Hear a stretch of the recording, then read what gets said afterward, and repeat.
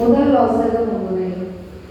உலகம் ஆவலோடு எதிர்பார்த்து காத்திருக்கின்ற மீட்பர் எப்போது வருவார்? அவரது வல்லமை எத்தகையது? இந்த கேள்விகளுக்கான பதிலை முதல் வாசகம் முன்வைக்கிறது.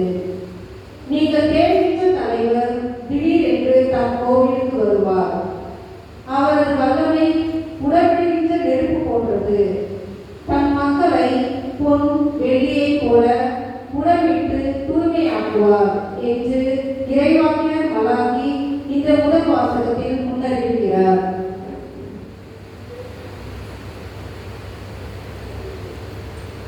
முதல் வாசகம் இறைவாக்கினர் மலாக்கி நூலிலிருந்து வாசகம்.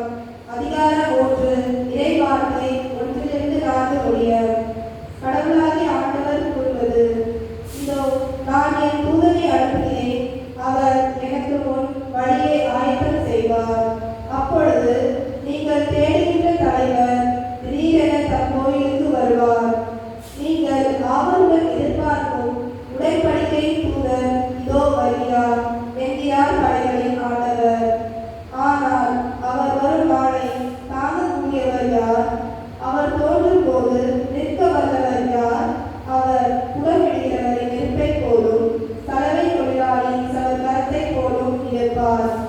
அவர் புடமிடுபவர் போலும் வெள்ளியை தூய்மைப்படுத்துபவர் போலும் அவர் இருப்பார்.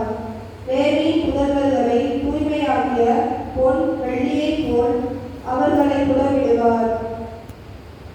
அவர்களும் ஆண்டவருக்கு ஏற்புடைய காணிக்கையை கொண்டு வருவார்கள்.